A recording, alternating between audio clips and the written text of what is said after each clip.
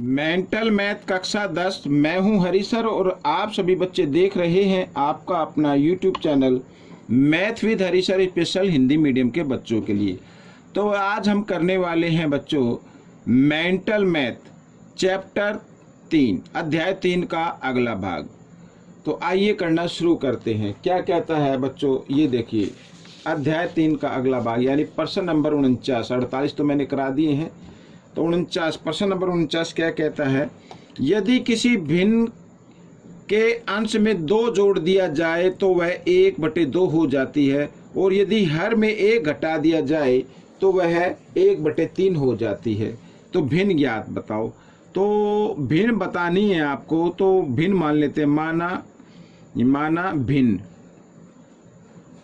माना भिन्न है x/y, इस तरीके से, ठीक है, x/y। तो x/y हमने भिन्न मान लिया है। तो क्या कहता है, यदि किसी भिन्न के अंश में, ये भाई ये भिन्न है, ठीक है, ये अंश होता है ऊपर वाला, तो इसमें 2 जोड़ दिया जाए तो भिन्न क्या बन गई, 1/2 बन गई। अब इससे क्या करना है, आपको समीकरण बना लेना है, ठीक है, क्रॉस मल्टीप्लाई कर देना है इस तरीके से। तो 2 को x के साथ गुणा करेंगे, आइए इधर कर लेते हैं, तो 2x हो जाएगा, और 2 को साथ ही 2 के साथ गुणा करेंगे, 2 दूनी 4 हो जाएगा, और इधर आ गया 1y, ठीक है। तो बच्चों ये आपका समीकरण बन गया। अगर इसका फाइनल रूप देना है तो 2xy को ले आओ आप बाईं तरफ, इधर हो जाएगा घटा का, और बराबर इस 4 को ले जाओ इधर, ठीक है, बराबर के साथ से दाईं तरफ, तो ये हो जाएगा किस चीज़ का, घटा का, इस तरीके से, ठीक है। ये समीकरण 1 बन गया। अच्छा, दूसरी शर्त के अनुसार क्या कहता है, ये भी देख लेते हैं। दूसरी शर्त के अनुसार कहता है, ये भिन्न लगा लेता हूं, ये भिन्न हो गई, ठीक है। यदि हर में 1 घटा दिया जाए, ये 1 घटा दिया हर में, तो वह भिन्न 1/3 हो जाती है, यानी 1/3 के बराबर हो जाती है। तो इसमें फिर वही करना है, क्रॉस मल्टीप्लाई कर देना। 3 को x के साथ गुणा करेंगे तो 3x आ जाएगा, और बराबर 1 को जब y घटा 1 से गुणा करेंगे तो 1 से गुणा करने पर वही नंबर आता है। ये तो आप कई बार जानते भी हैं, ठीक है ना, कई बार आपने सुना भी होगा।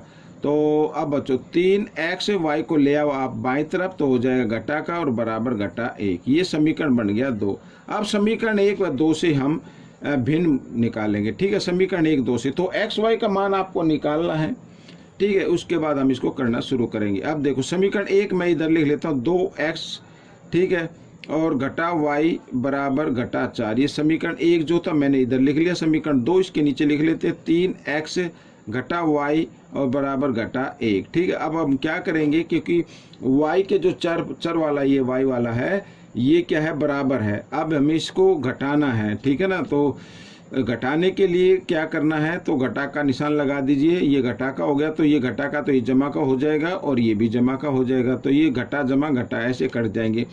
अब 3x में से 2x घटाएंगे तो 1x बचेगा, और बड़े नंबर के सामने घटा, इसलिए घटा का आ जाएगा, और बराबर यहाँ भी 4 में से अब 1 घटाओ, क्योंकि ये जमा 1 हो गया, तो 4 में से 1 घटाएंगे तो 3 आ जाएगा, और वो भी घटा का आएगा, क्योंकि बड़े नंबर के सामने घटा का निशान है।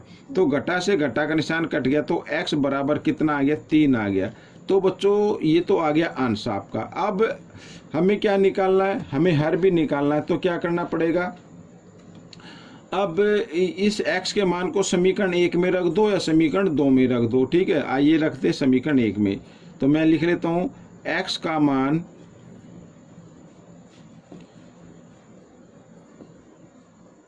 समीकरण 1 में रखने पर,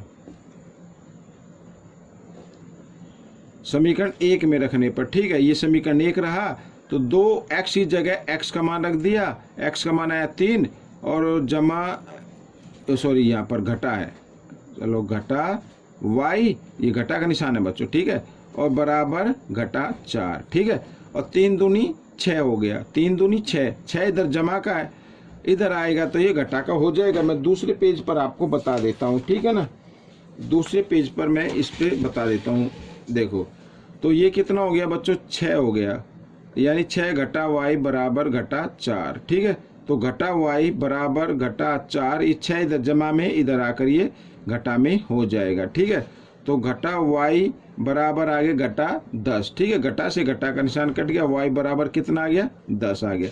हमारी भिन्न क्या थी, x बटे y थी, तो x का मान कितना आया 3, तो 3 बटे 10। इस तरीके से ये आपका आंसर बन गया। ठीक है, तो अब हम प्रश्न नंबर 50 करेंगे। प्रश्न नंबर 50 क्या कहता है ये भी हम देख लेते हैं।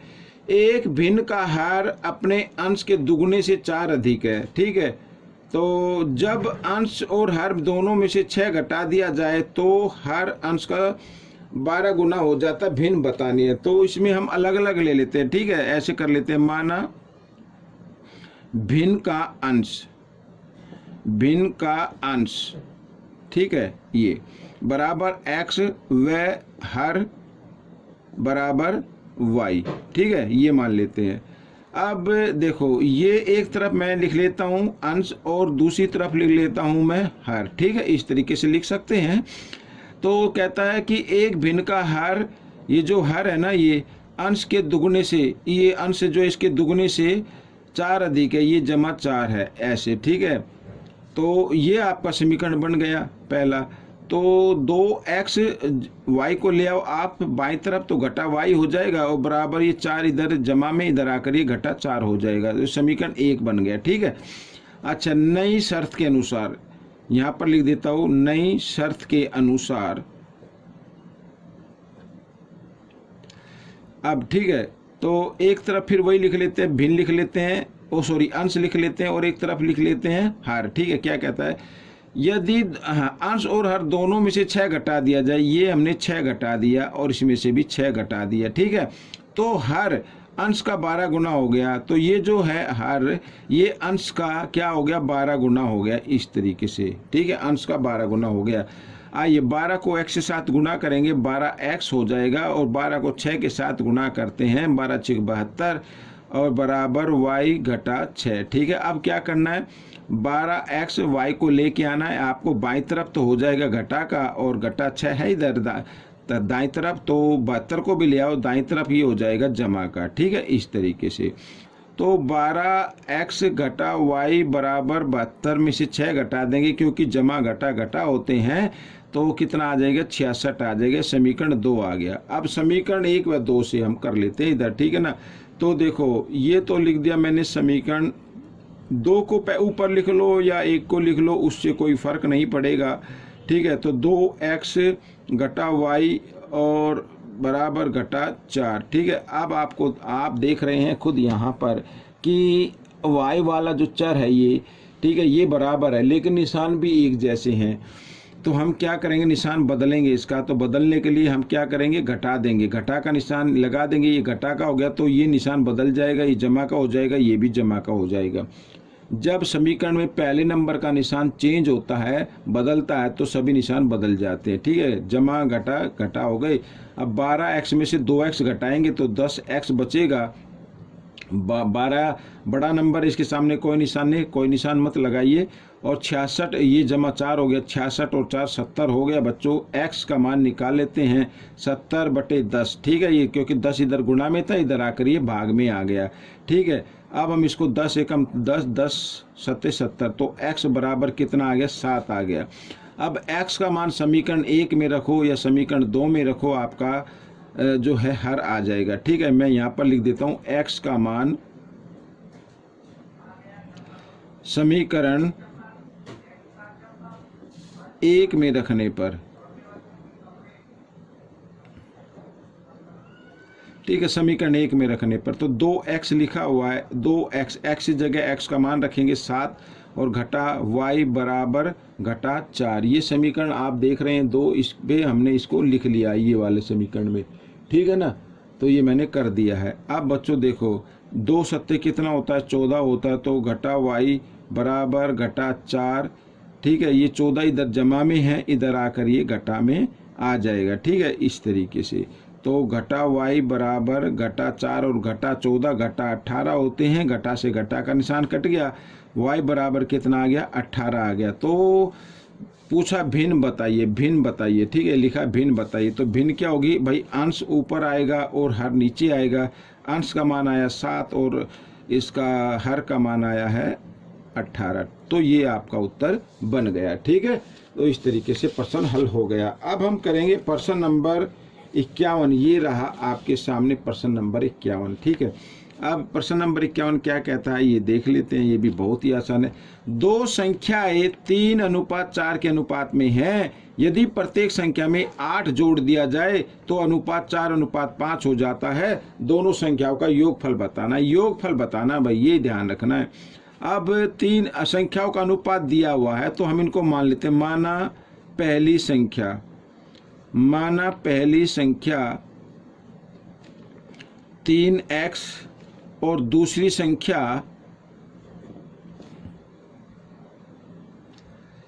संख्या मान लेते हैं बच्चों 4x। ठीक है, इस तरीके से। अच्छा, प्रश्नानुसार कहता है ये 3x ये अनुपात है तो अनुपात में लिख लेते हैं इस तरीके से। बट्टे में भी अनुपात ही होता है कि प्रत्येक में 8 जोड़ दिया जाए। ये 8 हमने जोड़ दिया है, इसमें भी 8 जोड़ दिया है तो 4:5 हो जाता है या 4/5 हो जाता है। ठीक है, इस तरीके से हम इसको लिख सकते हैं। आप क्रॉस में गुणा कर देनी है। 5 को 3 के साथ गुणा करेंगे, 5 × 15x और 5 की गुणा 8 के साथ भी होगी तो 5 × 8 = 40। इस तरीके से। ठीक है, अब 4 की गुणा 4 के साथ होगी 4 × 4 = 16x और 4 की गुणा 8 के साथ होगी 4 × 8 = 32। ठीक है, इस तरीके से। अब क्या करना है, अब x वाले जो ये दिए हुए हैं चर वाले पद दिए हुए हैं, ठीक है ना, इनको आप ये 16x है इसको ले आओ, आप बाएं तरफ ले आओ, ये हो जाएगा घटा का। तो ठीक है, बराबर, और ये आ गया 32 और जमा 40 को भी लेके आना दाएं तरफ तो ये घटा 40 हो जाएगा। ठीक है, अब देखो घटा जमा घटा, 16 में से 15 घटाएंगे 1 ही आएगा, वो भी घटा का आएगा क्योंकि बड़े नंबर के सामने घटा का निशान है। और इधर भी घटा जमा घटा तो कितना आ जाएगा, 40 में से 32 घटाएंगे तो घटा 8 आएगा। क्यों? क्योंकि बड़े नंबर के सामने घटा का निशान है। घटा से घटा का निशान कट गया, x का मान कितना आ गया, 8 आ गया। अब बच्चों संख्या बतानी। पहली संख्या क्या होगी, पहले लिख लेते हैं।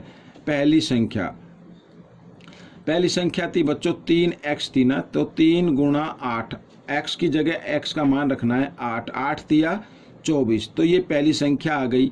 और दूसरी संख्या हम निकाल लेते हैं, तो दूसरी संख्या, ठीक है, दूसरी संख्या थी 4x। ठीक है, तो 4 × 8, 8 चौक कितना हो गया, 32 हो गया। तो बच्चों संख्याओं का योगफल पूछा था तो योगफल निकाल लेते। संख्याओं का योगफल,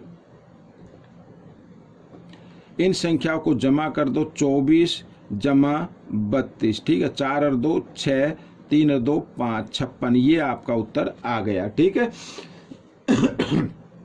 इस तरीके से करना है। प्रश्न नंबर 52 क्या कहता है ये देख लो। ये तो बहुत ही आसान है बच्चों, प्रश्न नंबर 52। ठीक है, 3 पुस्तकों 4 कलमों का कुल मूल्य कितना है, 257 रुपये। 3 पुस्तक का दिया तो हम मान लेते हैं, माना एक पुस्तक का मूल्य, माना एक पुस्तक का मूल्य। इस तरीके से समीकरण बनाएंगे। पहले पुस्तक का मूल्य,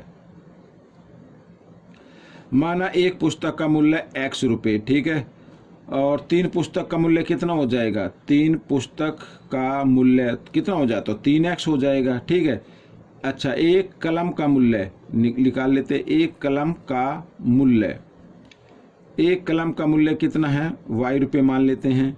ठीक है, और कलम कितनी है, 4, तो 4 कलम का मूल्य कितना हो जाएगा, 4y हो जाएगा। अब प्रश्नानुसार क्या कहता है, प्रश्नानुसार कहता है कि 3 पुस्तक का मूल्य 3x आ गया और जमा, ठीक है, 4 कलम का मूल्य 4y आ गया, तो कुल मूल्य मिलाकर 257 रुपये हो गया। ठीक है, ये हो गया। अच्छा, दूसरी शर्त के अनुसार क्या कहता है, 3 कलमों का मूल्य, ठीक है, 4 पुस्तकों का मूल्य, 4 पुस्तक, भाई एक पुस्तक का मूल्य x रुपये है तो 4 पुस्तक का मूल्य कितना होगा, 4x होगा। और फिर 3 एक कलम का मूल्य y रुपये, तो 3 कलम का मूल्य कितना होगा, 3y होगा। और बराबर कुल मूल्य कितना हो जाएगा, 324 हो जाएगा। अब आप बच्चों देखो यहाँ पर जो चर है ना वो बदल गए हैं। 3x था तो 3y हो गया, इधर 4y, इधर ही पुस्तक का मूल्य था, वो कलम का मूल्य था, वो पुस्तक का मूल्य आ गया। जो कलम पुस्तक का मूल्य था वो कलम का मूल्य आ गया। यानी पहले समीकरण के जो ये चर हैं ये दूसरे समीकरण के चर से बदल गए हैं, यानी आगे पीछे हो गए, एक्सचेंज हो रहे हैं ना। ये 3 इधर था इधर आ गया, 4 इधर था इधर आ गया। तो अगर इस तरीके का कोई भी प्रश्न आता तो आपको क्या करना है, एक बार उनको जमा करना है और एक बार उनको घटाना है। लेते हैं इस पेज पर कर लेते हैं, नीचे जगह कम थी तो देखो 3x और 4x इनको जमा कर लेते हो तो 7x आ जाएगा, इधर 7y आ जाएगा और इधर जमा करेंगे तो 7 और 4 11 का 1 का हासिल 1, 5 और 2 7 और 1 8 और 3 2 5, इस तरीके से आ गया। ठीक है, 7 से इसको आप चाहे तो क्या कर सकते हैं, भाग कर सकते हैं। 7 एकम 7, ये 7 एकम 7 और ये 7 अट्ठे 56, 7 तिया 21। ठीक है, इस तरीके से आएगा, समीकरण पहला बन गया। अब हमने जमा तो कर लिया, अब एक बार इनको क्या करते हैं, घटा लेते हैं। तो घटाने के लिए घटा का निशान लगाएंगे, इधर भी घटा हो जाएगा इधर भी घटा हो जाएगा। तो 4 में से 3 घटाएंगे तो 1 x आएगा लेकिन घटा का आएगा। इधर भी क्या आएगा, 1 y आएगा लेकिन वो जमा का आएगा क्योंकि बड़े नंबर के सामने जमा का है।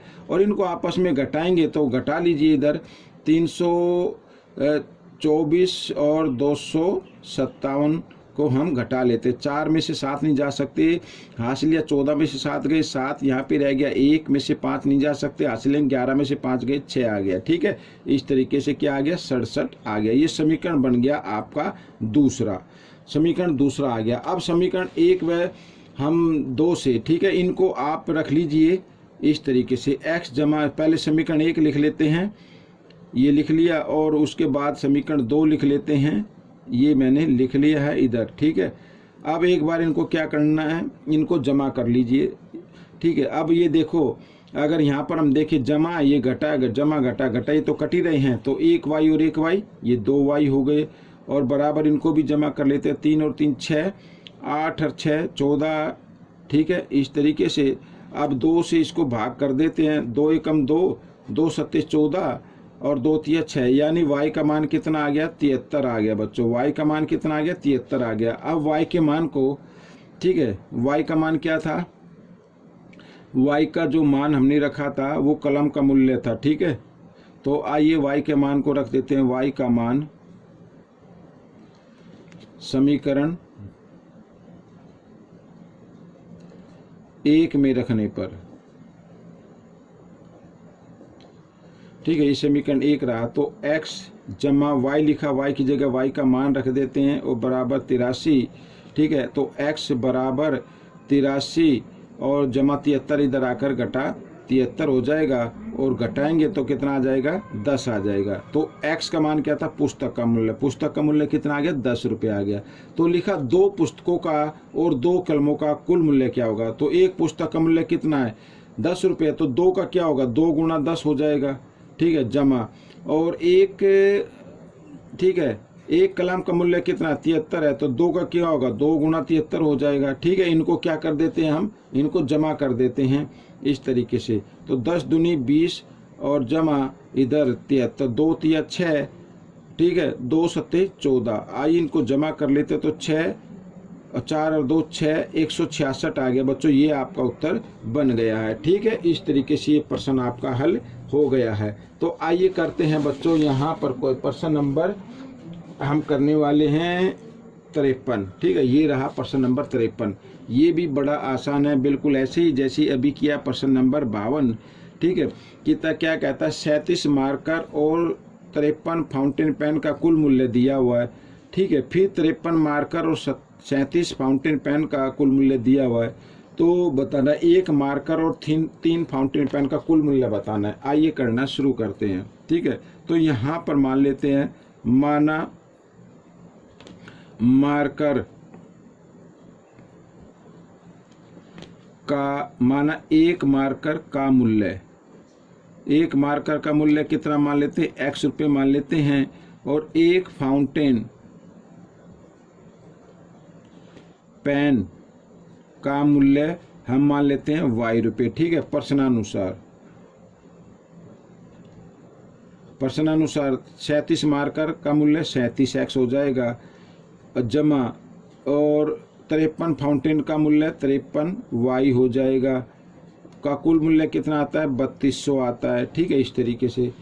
अब नई शर्त के अनुसार अब यहाँ पर लिखा 53 मार्कर, तो 53 मार्कर का मूल्य क्या होगा, 53x होगा। ठीक है, 53x और जमा यहाँ पर 37y आ जाएगा, और इन दोनों को जमा करें तो कितना आ जाएगा, 4000 आ जाएगा। ठीक है, तो मैंने क्या कहा था, एक बार इनको जमा करना, एक बार घटाना। आइए जमा कर लेते हैं। 7 और 3 10, 5 और 3 8 और 1 9, तो 90x आ गया। इधर भी 90y आ जाएगा, और इधर जमा करेंगे तो 0 0 2 और 4 और 3 7, ये आ गया। ठीक है, 0 से 0 काट दीजिए, ये 0 से ये 0 और ये 0। अब 9 से काट देते, 9 एकम 9, 9 एकम 9, 9 अट्ठे 72 80 आ गया। तो यानी x जमा y बराबर कितना आ गया, 80 आ गया। ये पहला समीकरण बन गया। अब ये एक बार जमा किया, अब एक बार घटा लीजिए। घटाना है तो घटा का निशान आप इसमें लगा सकते हैं इस तरीके से। ठीक है, अब 53 में से 37 घटाना है, तो 53 में से 37 आपको घटाना है, तो 13 में से 7 घटाएंगे 6, 4 में से 3 गया 1, तो 16 आ जाएगा। तो इधर मैं लिख देता हूँ 16x। ठीक है, और लेकिन बड़े नंबर के सामने घटा का, इसलिए घटा का आएगा, और यहाँ पर जमा का आएगा 16y, और इसमें से भी घटा लेते तो कितना आ जाएगा, 800 आएगा। ठीक है ना, इस तरीके से जब इनको आपस में घटाएंगे तो कितना आ जाएगा, 800 आ जाएगा, लेकिन वो आएगा घटा का। ठीक है, ये ध्यान रखना है। अब 16 से इसको भाग कर लेते हैं। 16 एकम 16, 16 एकम 16, 16 पंजे 80 0। ठीक है, तो क्या आ गया, घटा x जमा y और घटा 50। ठीक है, ये यहाँ पर ये इस तरीके से समीकरण 2 आ गया। तो समीकरण 1 व 2 से अब हम इनको हल करेंगे। तो समीकरण 1 को मैं इधर लिख लेता हूँ। तो बच्चों इस तरीके से ना बड़ा आसान हो जाता है। तो घटा x जमा y बराबर घटा 50। ठीक है, तो ये जमा ये घटा ये तो कट गए, एक जैसे थे, तो 1y और 1y कितना हो गया, 2y हो गया, और 80 में से 50 घटाएंगे तो कितना आएगा, 30 आएगा। अब y का मान निकालते हैं तो 30, 2 इधर गुणा में तो इधर आकर ये भाग में आ जाएगा। जब 30 को 2 से भाग करेंगे तो कितना आ जाएगा, 15 आ जाएगा। y बराबर कितना आ गया, 15 आ गया। ठीक है, अब y के मान को समीकरण 1 में रख दो। y का मान यहाँ पर मैं लिख लेता हूँ, y का मान समीकरण 1 में रखने पर, ठीक है, 1 में रखने पर समीकरण 1 ये रहा। तो x जमा y लिखा, y की जगह y का मान बराबर 80। ठीक है, इस तरीके से। तो x बराबर 80 जमा 15 इधर आकर ये घटा 15 आ जाएगा। तो x बराबर यहाँ पर 80 में से 15 घटाएंगे तो 65 आ जाएगा। ठीक है, ये आ गया, x का मान भी आ गया और y का मान भी आ गया। तो इसमें पूछा है x का मान जो था वो मार्कर का था, तो 1 मार्कर का मूल्य यानी 65, और फिर लिखा है 3 फाउंटेन पेन का। ठीक है, 3 फाउंटेन पेन का, एक पेन का मूल्य क्या आया, y है ना, तो एक पेन का कितना आ गया, y 15 रुपये आ गया। तो 3 का क्या होगा, 3 गुना 15 हो जाएगा। इनको आपको जमा कर देना है इस तरीके से। ठीक है, तो यहाँ पर तो 65 और 15 दिए 45। ठीक है, तो जमा किया तो कितना आ गया बच्चों, 5 और 5 10, 6 और 4 10 और 1 11, 110 रुपये आ गया बच्चों। ये आपका उत्तर बन गया। ठीक है, तो वीडियो कंप्लीट हो गई है। आपको ये वीडियो कैसी लगी मुझे ज़रूर बताएं। इसमें से सीखकर दूसरे बच्चों को ज़रूर सिखाना। मिलेंगे नेक्स्ट पार्ट में, तब तक आप वीडियो को पूरा देखिए, और मेरी वीडियो देखने के लिए आप सभी बच्चों का धन्यवाद।